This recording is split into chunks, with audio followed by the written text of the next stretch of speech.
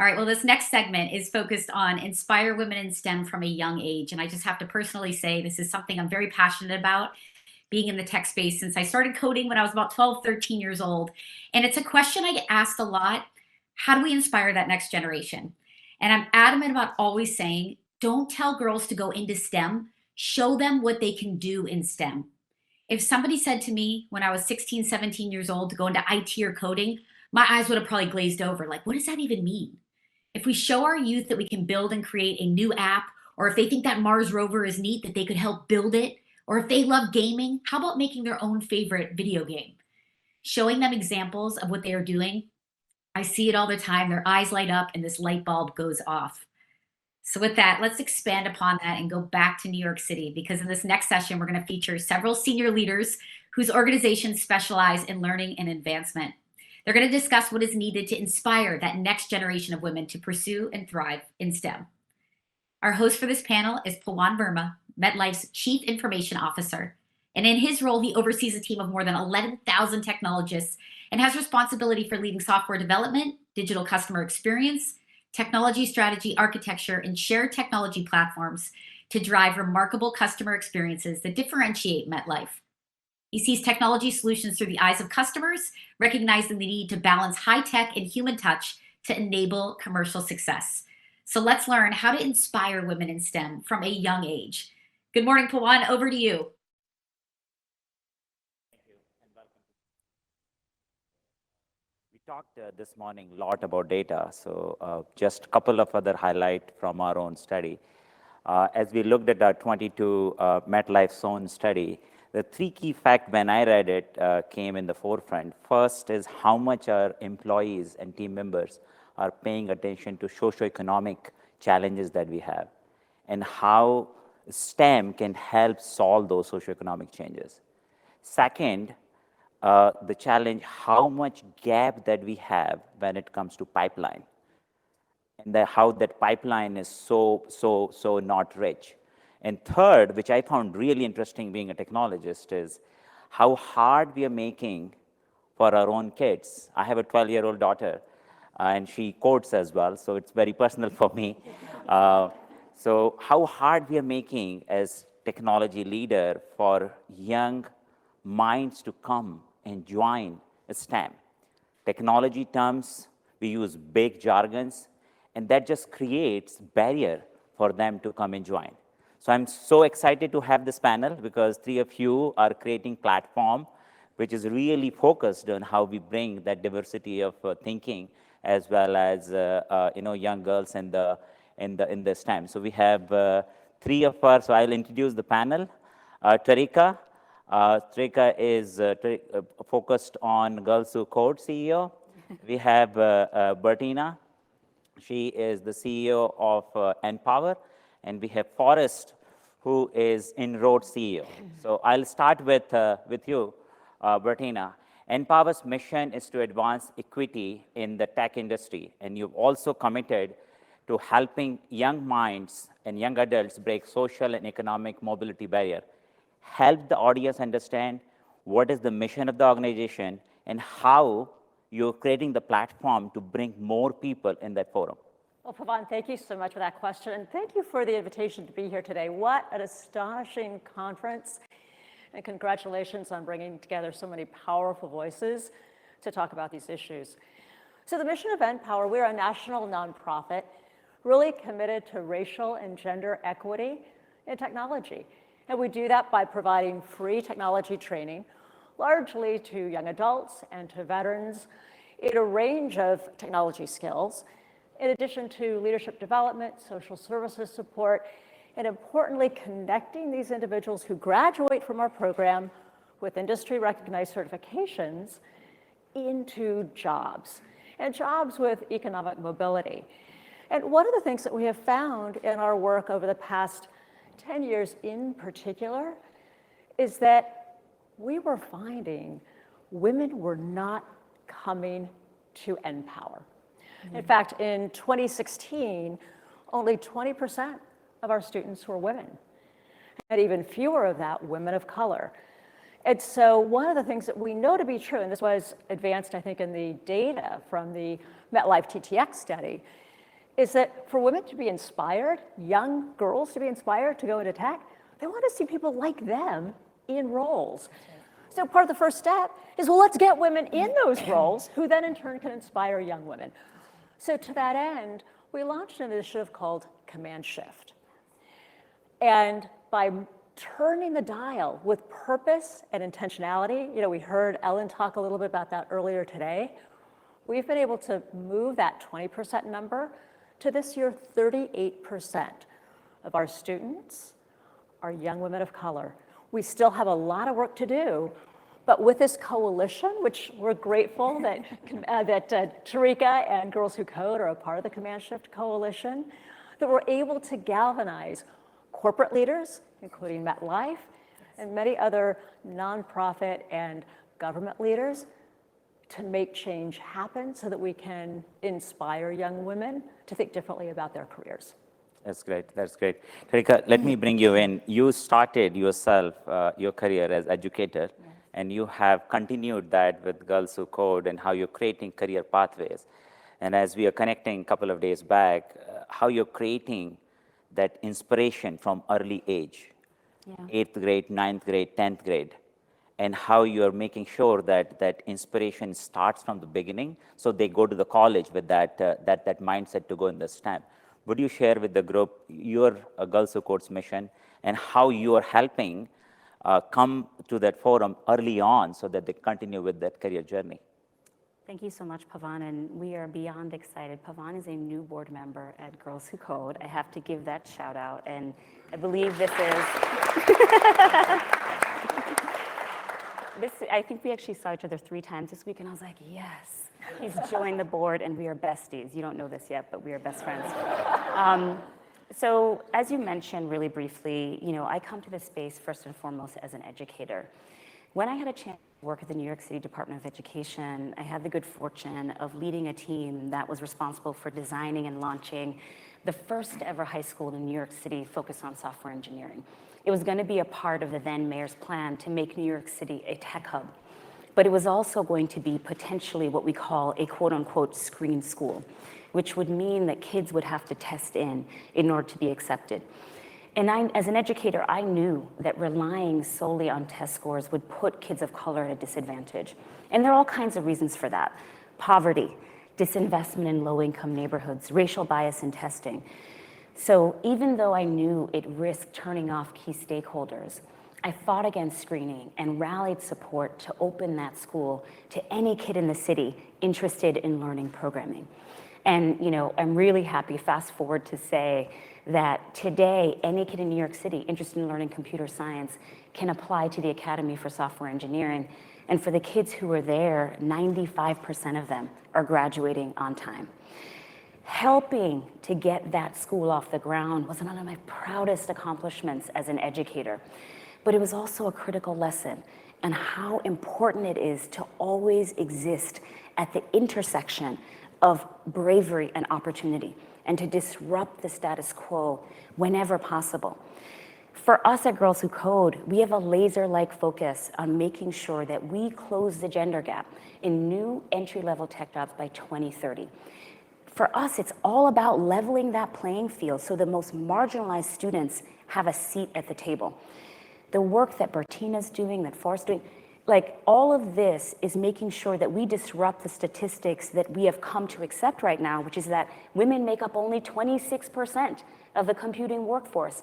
And for Black and Latina women, that number is 5%, if you can imagine that. Half of the students we serve at Girls Who Code come from historically underrepresented groups. These are young women, girls, non-binary students who are motivated, ready to learn, but don't always have the same opportunities that other students have. They might be carrying a full course load. They might be juggling caregiving responsibilities, part-time work. They are the embodiment of bravery and resilience, the very qualities that these companies want to see reflected in their workforce, but it's not there. And instead, it's very often a focus on credentials or all kinds of things. And it's so discouraging to our young people. We know that tech jobs are among the highest paying and fastest growing in our economy. Between now and 2029, we're expected to grow that by 500,000 new jobs. Job growth is 11%. They pay 26% more than other jobs. And so for us, any programs, and thank God, Bertina, that you're doing the work that you're doing, any programs, any resources have to contemplate these barriers. At Girls Who Code, we are proud to say that we have taught 500,000 students to code, 115,000 of whom are now workforce and college-aged young women. For us, by addressing this growing gender gap in tech, we're empowering our young people to take on the exciting and thriving careers of the future, the ones that are going to afford them the upward mobility and improved quality of life that comes with a career in tech. That's awesome. And lesser known fact, we actually MetLife every summer have 2 weeks program where we bring people in our headquarters. And it's amazing when you interact with those young minds, the spark, the conviction. I really hope that the solution is there. We just need to reach out and put more effort. Forrest, let me bring you in. Your organization, INROADS, leading organization, leading nonprofit, solving diversity, talent gap. Would you share your organization's mission as well as how you're helping fill that gap? Absolutely. We're excited to be here today to join these two co-leaders who were we call it in the village, doing work together. And we're just proud to be here at MetLife and also recognize MetLife helping us with leadership on our board with Marilee Matchett. Thank you very much. And INROADS' mission is focused on creating innovative programs that focuses on leadership development. And through that, we focus on identifying, accelerating, and elevating underrepresented students, particularly girls in particular areas of STEM, to make sure that they get an opportunity to be on a pathway to get to either corporate America or entrepreneurial leadership. And when we do that, we present some of the most brilliant and brightest young people in the world. And because of that, here's the way you answer the question of the impact. And that is that if tomorrow there was no INROADS, we already know that there are 2 African-American females who are CEOs in the Fortune 100. There'd be a 50% reduction if there was no INROADS, because Thasunda Duckett, CEO of TIAA, is an INROADS alum that came through that pathway. So our impact, we're very proud of, and I'm passionate about STEM because I was in STEM before it was STEM. And I spent 30 years in the pharmaceutical industry, and I didn't know what a pharmaceutical was. But what I learned along the pathway was that there was something missing. There was something missing that students of color weren't getting access and opportunities in the area of pharmaceuticals, in particular technology. And so my passion is to be able to make that pathway happen. That's great. That's great. Let me change the gear. Bertina, I'll bring you in. I was looking at your background. You are engineer by trade as well. You went to UCB and have an engineering degree in industrial engineering. Engineering school, which is very close to my heart. We talked about mentors. One of my mentors is from UCB, who is retired now, economics professor. And as Carla talked about, he knows the good and the bad and the ugly. So if anybody wants to know all 3, I will share the number. But how would you describe how you brought up that passion, that energy of your own career journey in your current job, and how that is helping create more pathways and platform in your own journey? So, Pawan, when I graduated from UC Berkeley with a degree in engineering, I had an incredible career for 15 years at the intersection of technology, entertainment, and media. I loved what I was doing. But my road to get there was really bumpy, and certainly not a foregone conclusion. I was really blessed to be the daughter of 2 working-class parents, and blessed to be the first to graduate from high school and the first to enroll in college. I would not have had those 15 years of great career experience without a whole lot of help, without high school counselors who taught me how to go through the financial aid process and who encouraged me to consider engineering, and sponsors and mentors during my career that helped me progress up the chain. And I had a couple of epiphanies during that period of time where I realized through some volunteering and mentoring other young women, I could be doing something different, something that gave me more purpose. I could take that engineering mindset and probably, as importantly, a problem-solving mindset to tackle some of those more systemic issues informed by our fixed practices and our fixed attitudes that keep so many people behind. And so when I bring all of that with me to the role I have today at NPower, it's less about me inspiring others, and I will tell you what, it is about me being inspired by the students we serve. And I'll just tell you one story. We train about 2,000 people every year. About 86% of them graduate and get great jobs. One of them is Carla Velasquez, single mom. She was working during the pandemic and going to school. And about 6 months into the pandemic, realized this is just too much, and she dropped out of college. But she knew technology somehow, some way would be her pathway.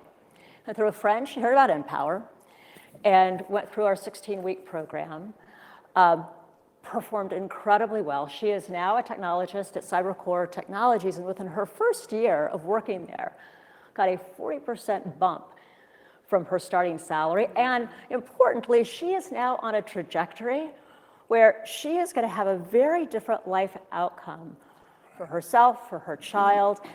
Should she decide to go back and get her college degree, she has the financial stability to be able to afford childcare, right? All the kind of things that often many of us take for granted. And so those are the kinds of stories that keep me fueled and impassioned to work really hard every day to change minds about what is possible. Such a great story. And you talked about fixed mindset.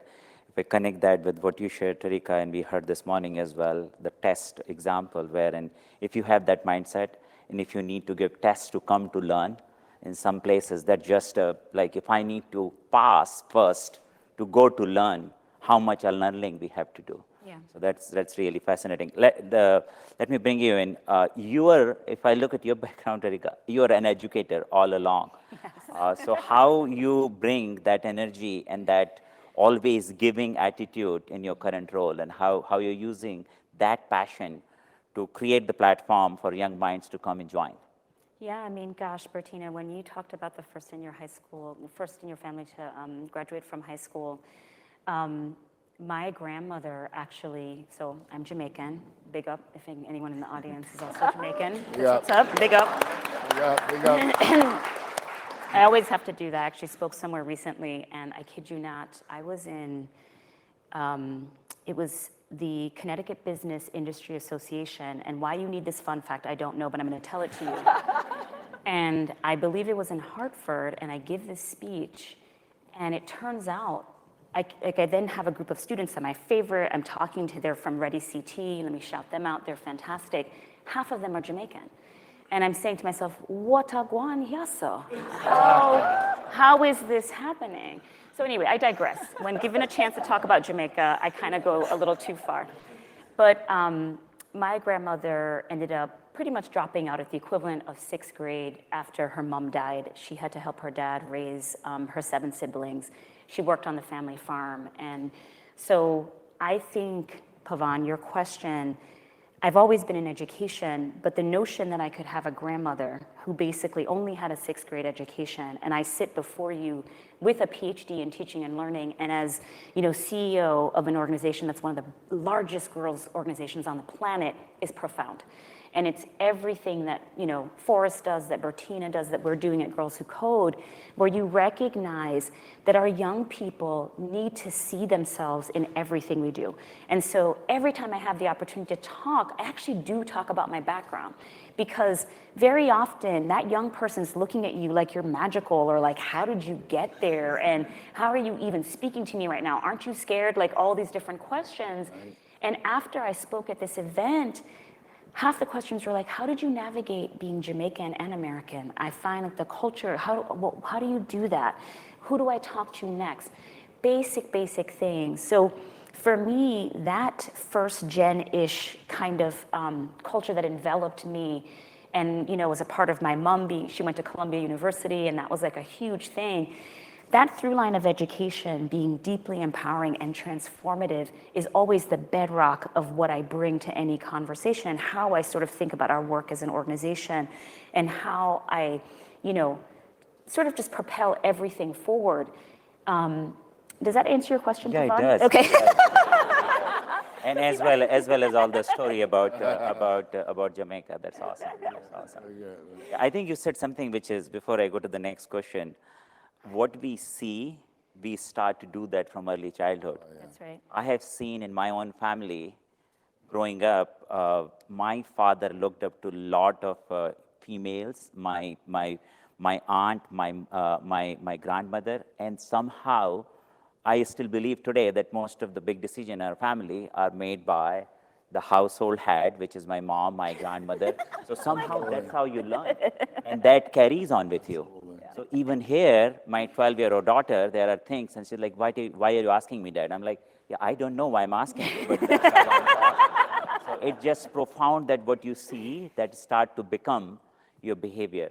Absolutely. The next question, I'm so glad, and it warms my heart, because this is where we start to see the example and how these small act. So we have here Lauren Lewis, who is studying in, I will miss the school's name, is McNair, I believe, High School in New Jersey. And such a great example of how we are bringing, how your team, Forrest, is giving opportunity. The INROADS team is giving opportunity. A straight A student, she codes. I was talking to her that she can code in Python, Java, CSS, and she was giving me all kind of. And you're ready to hire her. Yeah, exactly. I've already said that, and very active member in the community as well. So this is a great example on how your work is really impacting life. So, Lauren, I will have you ask the next question to Forrest. Thank you very much. I would also like to add, I am Jamaican. I appreciated the shout out right there.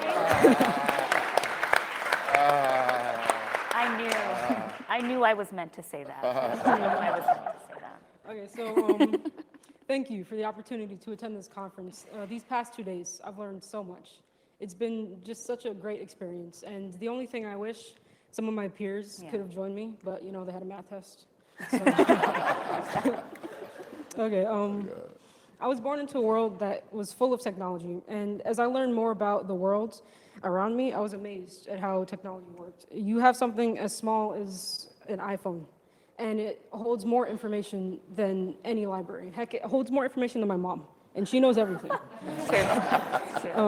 The sense of amazement has stuck with me throughout my entire life, and it still inspires me to delve deeper into learning more about technology and how it can be used to improve our day-to-day lives. Now that I'm a junior in high school, everyone's asking me about what am I planning to do with my life. And I know without a doubt that it will have something to do with technology. However, that's kind of the only thing. I've taken numerous coding classes. I've joined several clubs, and I've taken multiple online and summer courses, including Girls Who Code last summer, that I've been lucky enough to discover so that I can increase my understanding of computer science and technology.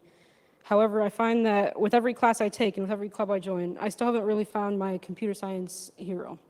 So that leads me to my question for you, Mr. Harper. Can you share a story that demonstrates how you've seen young women like myself get inspired through the actions of others?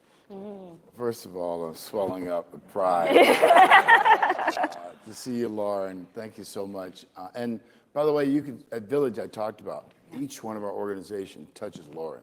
Right. And MetLife, thank you for touching, and all those 17 members. We're going to continue touching you, Lauren, to make sure that you stay on the track for technology until you figure out what you want. I have several stories. One, but I'll pick from our over 30,000 alumni that have come through the program. Off the campus of Princeton University in 1944, stepped a white stately gentleman that said he wanted to make a difference, and INROADS was created by then. But he had a vision that said that every student that came through the program, they could actually take over something in the future. And this story is about a woman by the name of Nikki Allen. Nikki, just like Lauren, came through our high school model in Southern Illinois, and then she went on to Southern Illinois University in the area of technology. She did her internship at a Boeing company, a little small aerospace company, right? And 6 months ago, Nikki Allen became the chief technology officer for Boeing out of this program. And I say to you, when I say this, Lauren, that you not only can be anything you want to be, but the pathway to get there inspired me so much that our focus is around scaling to ensure we get 20 more Laurens, 20 more Nikkis, and more by working together. But that's how I see what inspires me, to see more women in technology. From the internship to actually be the chief technology officer of Boeing. That's amazing. Thank you. No, it's wonderful. That story, I had chills as you said that. It was amazing. And Lauren, I just want to add, when you said that you just took our summer program, I'm like, yes, you are part of our sisterhood. And that sisterhood, the important thing for us to tell young women and students who identify as non-binary or girls is that they have a place in tech. They can bring their passion, their creativity, their ingenuity, and it can be about the change they want to see in their community, the world, but it's also about changing their own personal and professional and financial trajectory too. What I love about tech is that it intersects right now with every possible thing in our lives, be it social, medical, voting rights, the criminal justice system. And we're far past the point where we can have our young people opt out. They absolutely have to be a part of that. We had one alum, just to speak to sort of an alum story, Karina Popovich, who during the pandemic created this coalition, Makers for COVID-19, where she just immediately sprung into action, used her 3D printer and started printing personal, what is it called, protective equipment, basically for frontline PPE, for frontlines workers. But she didn't stop there. She galvanized an entire coalition, and together they ended up printing like hundreds of thousands of units for frontlines workers. And then even if you think about something that's not as sort of life-changing and profound, but we had 4 of our alums recently create an Instagram filter to honor the legacy and artistry of Chadwick Boseman as a part of a partnership with Meta and the Chadwick Boseman Foundation right before the Wakanda Forever release. These kinds of moments matter because when our young people think about tech, sometimes they're still, and Lauren, I don't know if this resonates for you, they still are kind of grappling with this binary we see, right, in the media. You can have tech, for good, or you can have evil tech, where you are keeping down everyone. And we are kind of saying that that's not a binary we accept, that you can actually, and you don't have to be greedy and make money and then not do anything for your community. And what we see in our young people, all of our alums, is that they're disrupting that every day with the projects they're creating, with the way they're using tech for good. And so, Lauren, honestly, I will be following you. You are now in the sisterhood. So this is just beyond exciting. Absolutely. This is great, and to your point, Forrest, we need many, many, many Lawrence. So thank you for being here, and thank you for your question. This is what is really, really inspiring, and this is where everything that we do comes to life. So next question is, this week or this last 2 days has always been about action. Yes. This morning when we opened the conference, there are a lot of number, and one of the speakers said, we can look at all the numbers, but we know something is not right. We internally know something is not right.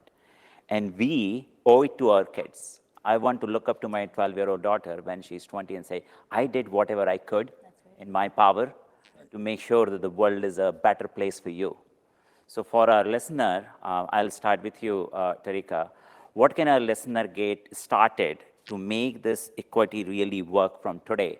What small steps they can take to make the big impact? Yeah, no, it's such a good question, Pawan. And I guess I will just sort of say, the fact that you're even asking that question in a forum like this, where, this huge company is sort of saying, yeah, we see the data, but it's not where we want it to be, that's a powerful first step. I always say to audiences that, please, companies, you have employees, think about starting a Girls Who Code club or facilitating a Girls Who Code club in your community. Do what Pawan talked about, the 2-week summer immersion program where you have these incredible young people basically embedded in your companies for 2 weeks in an immersive experience. Think about being a part of a Girls Who Code hiring summit where you get a chance to see talent that you wouldn't normally necessarily think about. Have one of our work prep programs. All of that is fantastic. But Pawan, what you're speaking to fundamentally is the drum that I'm constantly beating, which is pause and think about how you perceive talent. We continue to rely on an elitist system that really privileges academic credentials and especially students from elite top universities. And when you think about that, I myself went to a City University of New York school, Brooklyn College. And I know that lots of folks wouldn't give me the time of day when you think about who that pool looks like. What about community colleges? What about state colleges where we know we have an abundance of talent? So that's like one huge thing. Interrogate your hiring practices. But the next layer of that is asking yourself whether the environment that you've created, and God bless Carla, because she was spitting facts, no printer, is what my son would say. What that means, I don't know. but you got the gist of what I meant. Right. As she walked us through what it took to navigate the space, all of it was accurate. I was like, amen, amen, all of that's true. But why is it so hard, right? Like, why is it so hard? And so part of what we're asking companies to do is to say, why are 50% of women in tech leaving by the age of 35? This is a study that Girls Who Code did with Accenture that revealed that. And part of what they cited was that they found their workplaces to be inhospitable to women. They either didn't have adequate parental leave, they didn't see role models in tech. It might have just been a corporate toxic culture.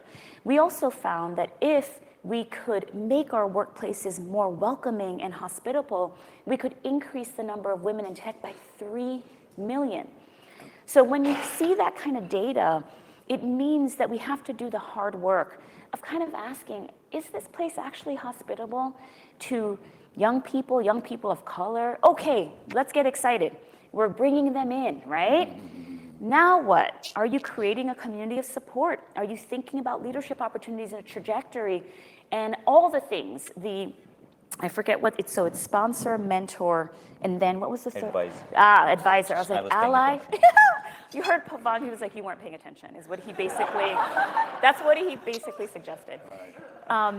And I think, listen, we know that the root of this is very much racism and sexism. And until we can sort of name that and begin to unpack our practices, we're not going to actually see the outcomes that we need to see. But again, I just want to applaud you, Pawan, MetLife.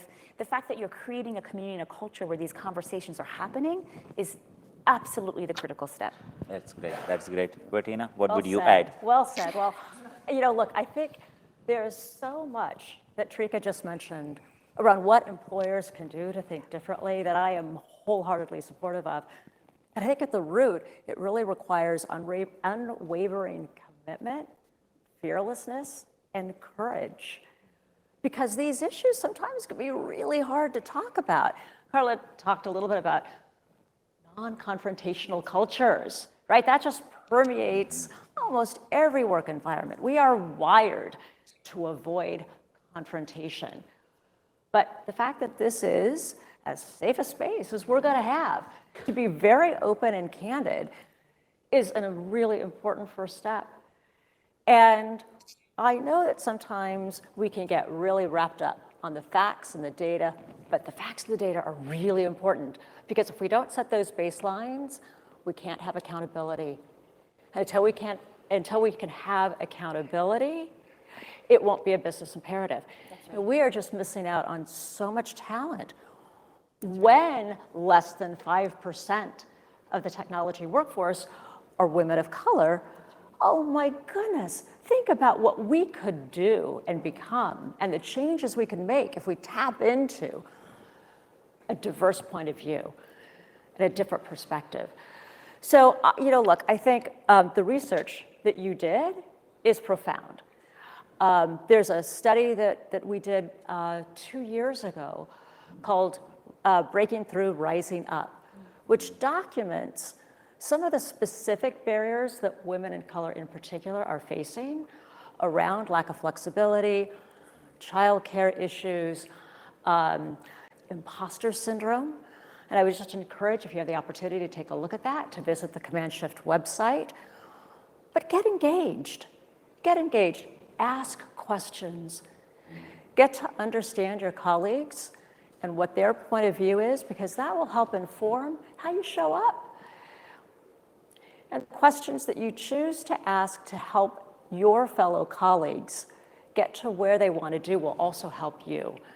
So I just think opening up those lines of communication and making it personal is a really important first step. No, that's great. Anything to add, Boris? I'm all about action, and with disruption as the fuel. So our focus is really around helping the entire audience on this call today to begin with actions tomorrow. Number one, this must be urgent. There is no more focus on, oh, we see the data, let's study it one more time. Nope, done, forget it. Let's start tomorrow because it's urgent. The second part is scale.